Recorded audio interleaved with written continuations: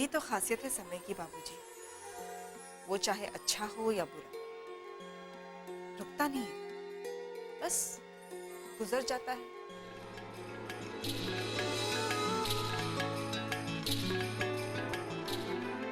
इतनी बड़ी डॉक्टर बन गई है लेकिन अभी भी हरकतें ना बच्चों जैसी करती है। माँ, आपके लिए तो मैं हमेशा बच्ची बन के रहना चाहती हूँ। नहीं नहीं, मुझे कोई दवाई नहीं खानी। नानी माँ, ये बहुत अच्छी दवा है, 15 मिनट में आपका दर्द छू मंतर हो जाएगा। अरे अभी तो सिर्फ सिर दर्द हो रहा है, अगर दवाई खा ली तो पता नहीं क्या हो जाएगा।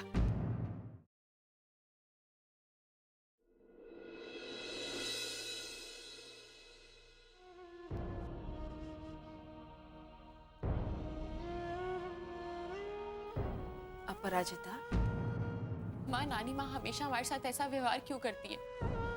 वो हमेशा मुझे ताने क्यों मारती है? और आप चुपचाप सुनती रहती हैं। बेटा इन सब बातों पे तू ध्यान मत दे। कैसे ध्यान ना दूं? देखा आपने, उन्होंने मेरे हाथ से दवा लेने से भी इनकार कर दिया। छोड़ ना बेटा, उन्हें ये सब दवाइयाँ लेने की बिल्कुल आदत नहीं है, वो सिर्फ वैद्य जी से ही दवाइयाँ लेती है। तो ये बात वो प्यार से भी कह सकती थी ना माँ, कह सकती थी ना। बेटा वो थोड़ी सी चिड़चिड़ी हो गई है, अब उम्र भी तो देखो उनकी। वो सिर्फ मेरे साथ चिड़चिड़ी हैं, अभिमन्यु भैया के साथ तो बहुत प्यार से बात करती है। क्या मैं जानती नहीं हूँ? अपराजिता, तुम बिना बात बढ़ा रही हो। माँ, आप मुझे एक बात बताइए, आप किस मजबूरी में यहाँ रह रही हैं? क्या यहाँ रहना जरूरी है? हम कहीं और भी तो मकान लेकर रह सकते हैं ना। देखो बेटा, वो माँ है मेरी, उन्होंने मुझे पाल पोस कर बड़ा किया है, उनका एहसान मैं कभी नहीं चुका सकती। और इंद्रजीत और मीनाक्षी अभिमन्यु की पढ़ाई के लिए यहाँ से गए हैं, अब हम भी यहाँ से चले जाएंगे तो फिर उनकी देखभाल कौन करेगा इस उम्र में? आपको तो उनकी इतनी फिक्र है, और नानी माँ वो आपके बारे में सोचती भी नहीं है। अभी उनके मन में मेरे लिए बहुत सारी गलतफहमियां हैं, मुझे भी उनकी बातें बहुत बुरी लगती है, लेकिन जब मैं बाबूजी की तरफ देखती हूँ ना तो सब भूल जाती हूँ। तुम तो जानती हो ना बेटा कि बाबूजी हम पर कितनी जान छिड़कते हैं, और अगर हम भी ये घर छोड़कर चले गए तो वो ये तो कभी सह नहीं पाएंगे। पर माँ, हर बात की हद होती है। अब जाने दो ना बेटा, भूल जाओ ये सब और चलो जल्दी से, वरना लखनऊ पहुंचने में रात हो जाएगी। बेटा अब हंस भी दे। अरे हंस दे मेरी लाडू, मेरी गुड़िया, मेरी प्यारी सी बिटिया। ऐसे मुंह फुलाए तो बिल्कुल अच्छी नहीं लगती। क्या माँ? हाँ चलो, मैं टीके की थाली लेकर आती हूँ। और सुन, ये टिफिन रख लेना बैग में। हाँ जल्दी आ जाना। बिल्कुल। मेरा सेल फोन कहाँ गया?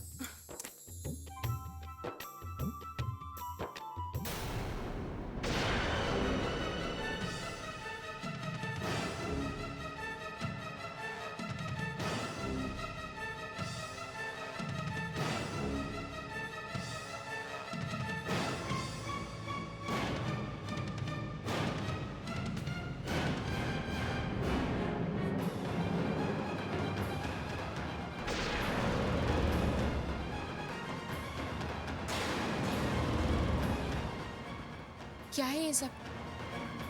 कौन कर रहा है ये सब? अपराजिता, आई माँ।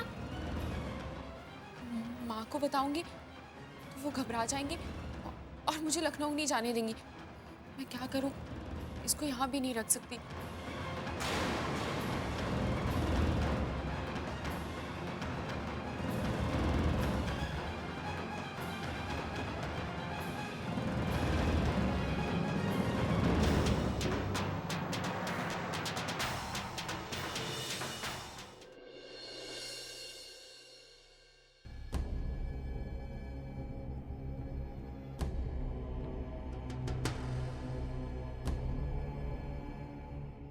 ठकराइन, कावेरी, कहाँ गए सब लोग? महेंद्री, कावेरी, नारायण, कहाँ चले गए सब लोग? जी ठाकुर साहब, क्या हुआ? अरे परसों इतना बड़ा दिन है, आप लोगों को कुछ याद है? 2 दिन बाद हमारे पोते, हमारे जिगर के टुकड़े अभिमान का जन्मदिन है। अरे कैसे भूल सकते हैं बाबूजी हम? इतना बड़ा दिन है और हम देख रहे हैं कि किसी के चेहरे पर कोई उत्साह ही नहीं है। क्या हम वजह जान सकते हैं? क्यों? हमारे उत्साह से क्या होगा ठाकुर साहब? आपके पोते को फुर्सत ही कहाँ है हमारे साथ जन्मदिन मनाने की। अरे ऐसा हो ही नहीं सकता। हर बार की तरह इस बार भी अपने जन्मदिन पे वो हमारे साथ होगा, देख लेना। यही पूछने के लिए मैंने उसे फोन किया था, लेकिन उसने कहा मैं अभी यहाँ नहीं आ सकता। यही फर्क है नारायण, हम में और तुम में। हमारी बात वो कभी टाल ही नहीं सकता, उसे आना ही होगा। बाबूजी वो बहुत जिद्दी हो गया है, आजकल किसी की सुनता ही नहीं है। आजकल कहाँ, वो तो बचपन से ही ऐसा है। बिन बिटिया आंगन सोना।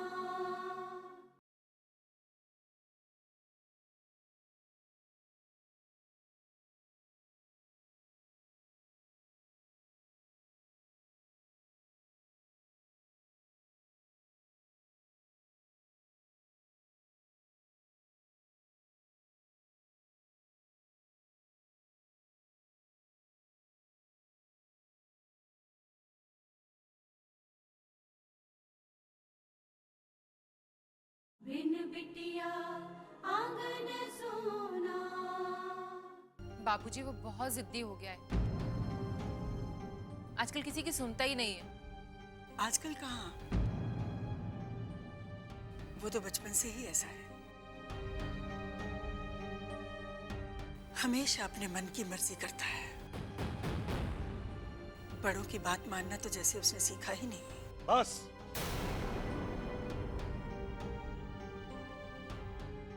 हमें तुम लोगों की यही बात अच्छी नहीं लगती है। सब मिलके लगते हो उसके मीन में एक निकाल लें।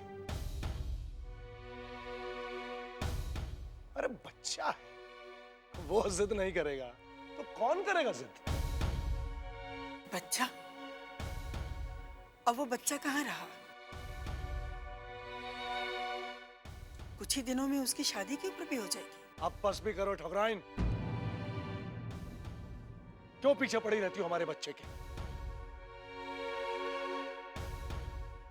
सब लोग कान खोल के सुन लो, वो जैसा भी है हमारा पोता है, बच्चा है हमारा। उसके बारे में हम कुछ भी नहीं सुन सकते। हम उसे अभी फोन करते हैं, देखते हैं कैसे नहीं आता है। हम फोन करेंगे उसे।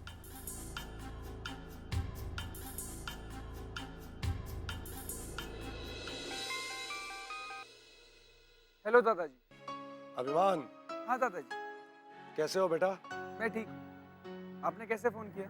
बेटा हमने यही पूछने के लिए तुम्हें फोन किया है, कल तुम आ रहे हो ना? नहीं दादाजी, मैं नहीं आ पाऊंगा, मुझे कुछ काम है। काम वाम कुछ नहीं बेटा, परसों तुम्हारा जन्मदिन है और तुम्हें आना ही होगा। लेकिन दादाजी। देखो अगर ऐसा है तो हम खुद लेने तुम्हें वहां आएंगे। नहीं दादाजी, आप यहाँ मत आइए। क्यों क्यों क्यों भला? हम वहां क्यों नहीं आ सकते? अरे दादाजी, आप यहाँ आकर क्या करेंगे? मैं कोई छोटा बच्चा थोड़े ना हूँ। हॉस्टल में मेरे सारे दोस्त क्या सोचेंगे? अरे अभिमान, हेलो हेलो हेलो,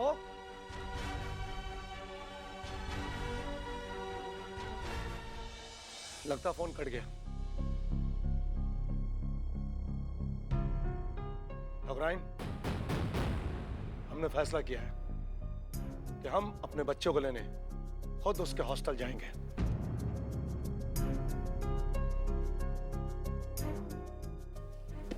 नारायण, हमारे जाने की तैयारी करो।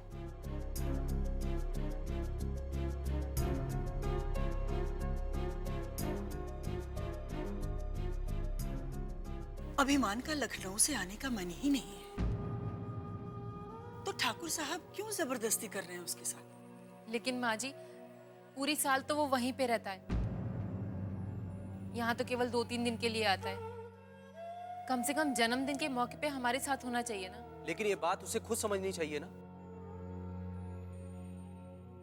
इंसान उसी के साथ रहना पसंद करता है जिसका महत्व उसकी जिंदगी में ज्यादा होता है। और अभिमान की जिंदगी में हमसे ज्यादा उसके दोस्तों का महत्व है।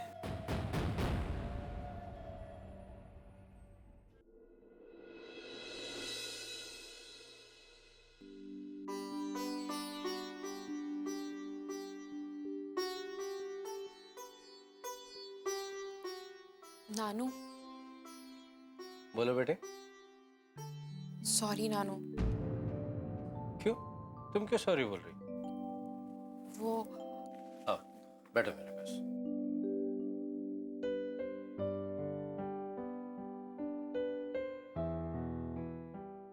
देखो बेटा, इस दुनिया में सभी को अपनी भावनाएं जताने का पूरा अधिकार है। जिस तरह से तुम्हारी नानी ने अपनी बात कही, उसी तरह तुमने भी अपना गुस्सा जाहिर कर दिया। मैं तो कहता हूं ये बहुत अच्छा हुआ। क्रोध मन से बाहर निकाल देना चाहिए, अच्छा है, नहीं तो घुटन होती है बेटे। पर नानू, नानी माँ हमेशा मुझसे और माँ से ऐसे बात क्यों करती हैं? मैं हमेशा माँ से पूछती हूँ, लेकिन माँ कुछ नहीं बताती। बेटा ये समझ लो कि वो पुराने ख्यालात की हैं। उन्हें बेटियों का मायके में रहना अच्छा नहीं लगता। उनके हिसाब से पति और उनके घर वाले कैसी भी स्थिति में रखें, चाहे उन्हें मार ही क्यों न डाले, लेकिन पत्नी को वहीं रहना चाहिए। पर माँ तो मुझे बचाने के लिए अपना घर छोड़ आई थी ना, इसीलिए नानी माँ से ज्यादा गुस्सा मुझ पर रहती है, क्योंकि वो इसकी जड़ मुझे ही समझती है ना। वो भी दादाजी की तरह यही चाहती थी ना कि मैं इस दुनिया में ना हूं। बिन बिटिया आंगन सोना।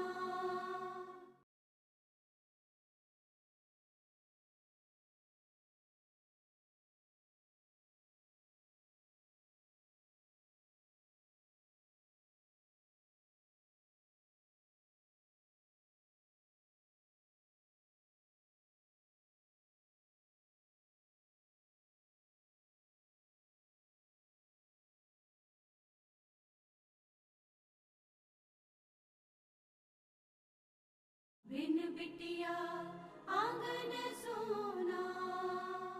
पर माँ तो मुझे बचाने के लिए अपना घर छोड़ आई थी ना, इसीलिए नानी माँ से ज्यादा गुस्सा मुझ पर रहती है, क्योंकि वो इसकी जड़ मुझे ही समझती है ना। वो भी दादाजी की तरह यही चाहती थी ना कि मैं इस दुनिया में ना हूं। कितना समय गुजर गया है, लेकिन नानी माँ की नाराजगी ना मुझसे कम हुई है और ना मेरी माँ से। नहीं अपराजिता बेटे, ऐसा नहीं है। बस बरसों पहले जो कुछ हुआ उसे वो भुला नहीं पा रही है। उनका कहना है कि लक्ष्मी की जिंदगी सुधर सकती थी, लेकिन हमारे गलत निर्णय के कारण वो हो नहीं सका। और वो गलत निर्णय मेरा जन्म है। नहीं बेटे, वो तुम्हारे जन्म के खिलाफ नहीं थी। वो तो सिर्फ बस इतना चाहती थी कि मानसिंह जो चाहता है वो भी हो जाए और लक्ष्मी का घर न बिगड़े। इसलिए वो खुद मानसिंह को वचन देकर आई थी कि तुम्हारे जन्म के बाद वो खुद तुम्हें पालेगी, ताकि मानसिंह लक्ष्मी को माफ करके एक बार फिर उसे अपने घर की बहू बना ले। लेकिन हम इसके लिए तैयार नहीं हुए। नानी माँ मुझे माँ से दूर कर देना चाहती थी, और पापा की दूसरी शादी के डिसीजन उन्होंने मजबूरी में लिया था ना। बात वही है अपराजिता, सबके देखने का नजरिया होता है। लेकिन इस सब के बाद भी वसुंधरा ने लक्ष्मी का दोबारा घर बसाने की सोची, ताकि उसे जीवन साथी मिल जाए और तुम्हें पिता का प्यार। लेकिन लक्ष्मी नहीं मानी। लक्ष्मी की जिंदगी में नारायण की वही जगह थी और वो किसी और को नहीं देना चाहती। बस इसी बातों ने वसुंधरा को बहुत कठोर बना दिया। मैं समझ सकती हूँ नानू, नानी माँ ने माँ की जिंदगी में खुशियाँ लाने के लिए कितना कुछ किया, मगर नानी माँ से इतना गुस्सा कैसे रह सकती हैं? माँ उनकी अपनी औलाद है, उनकी अपनी सगी बेटी है। मैं मानती हूँ नानू, एक माँ अपने बच्चे से नाराज हो सकती है, गुस्सा हो सकती है, उसका हक बनता है। लेकिन इतने साल गुजर गए हैं, लेकिन नानी माँ ने अभी तक माँ को माफ क्यों नहीं किया? कोई अपनी अपनी औलाद के साथ ऐसे कैसे कर सकता है? आप जितना प्यार हमें करते हैं, नानी माँ उतना नहीं करती। आप जो कह रहे हैं, समय के साथ इंसान ये सब बातें भूल जाता है, लेकिन नानी माँ के बिहेवियर से लगता है कि जैसे वो कुछ भूलना ही नहीं चाहती हैं और हमें ना माफ करने की कसम खा रखी है। नानू, ऐसा तो नहीं है कि आप मुझसे कुछ छुपा रहे हैं? नहीं नहीं बेटे, मैं तुमसे क्या छुपाऊंगा। तू तो मेरी इतनी समझदार बेटी है कि 1 मिनट में अपने नाना जी को पकड़ लेगी। अपराजिता, आई माँ। जाओ बेटे, तुम्हें देरी हो जाएगी। और सुनो बेटे, इन सब बातों को अपने दिमाग में मत लाना और मन लगा के काम करना, ठीक है? तुम्हें अपने नाना जी का और अपनी माँ का नाम रोशन करना है ना? जी नाना जी, आप मुझे अपना आशीर्वाद दीजिए। जीत रहो बेटे।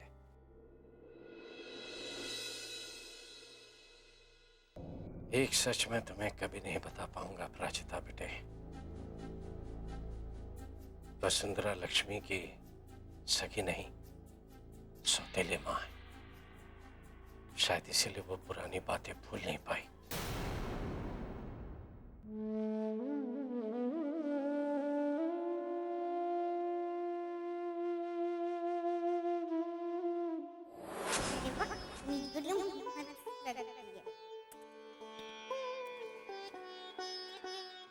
अनु, माँ, माँ,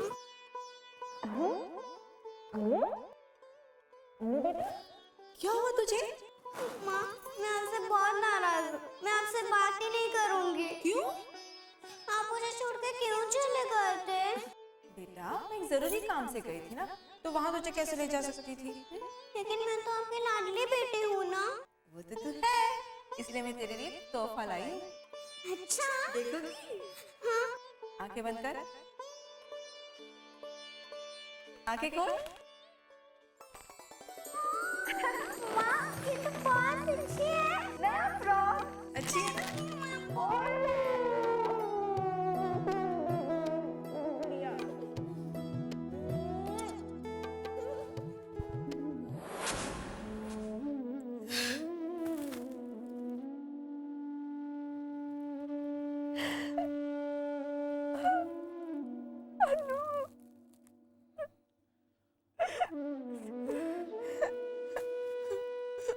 अनु, अनु मेरे लाडो, कहाँ है तू? हाँ? कितने सालों से तेरी राह देख रही हूँ मैं।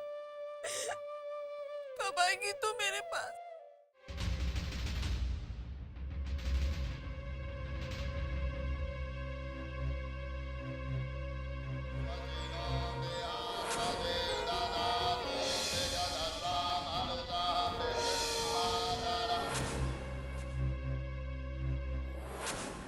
माँ, पापा को दूध से क्यों नहला रहे हैं?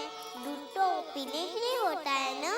पर बेटा, हम भगवान जी को भी दूध चढ़ाते हैं ना। तो क्या पापा भगवान हैं?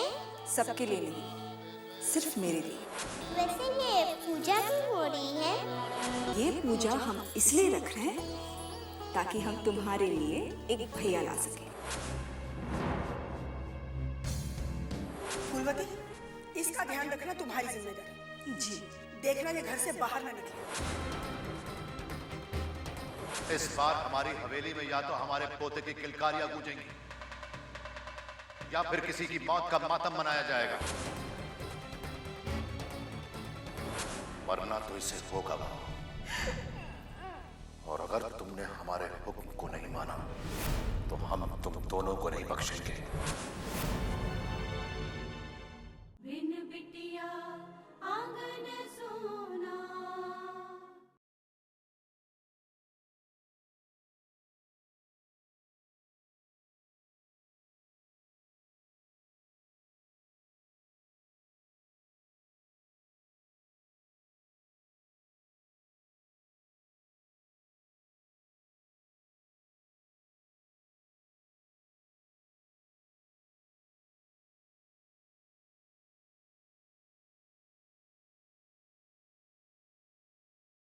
बिन बिटिया आंगन सोना।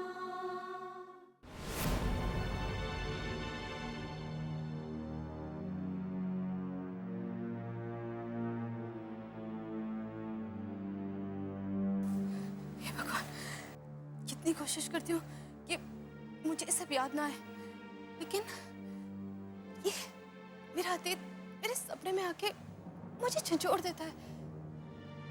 पता नहीं क्यों ऐसा लगता है जैसे वहां मेरा कोई इंतजार कर रहा है।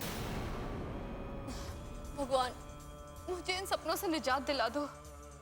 अगर माँ पापा को पता चल गया तो उनका चैन भी छिन जाएगा।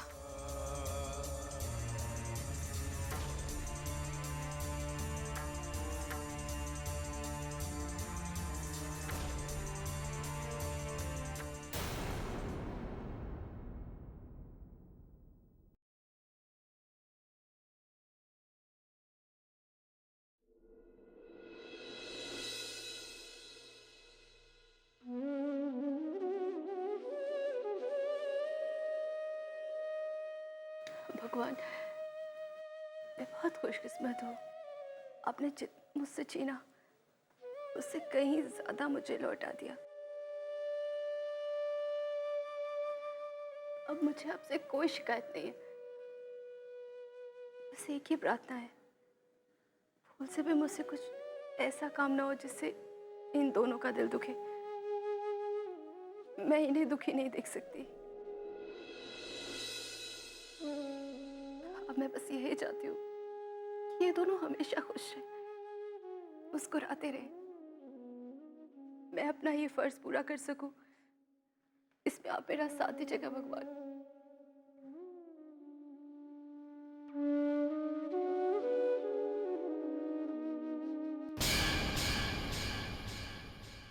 सुशीला, वक्त कैसे गुजर जाता है पता ही नहीं चलता।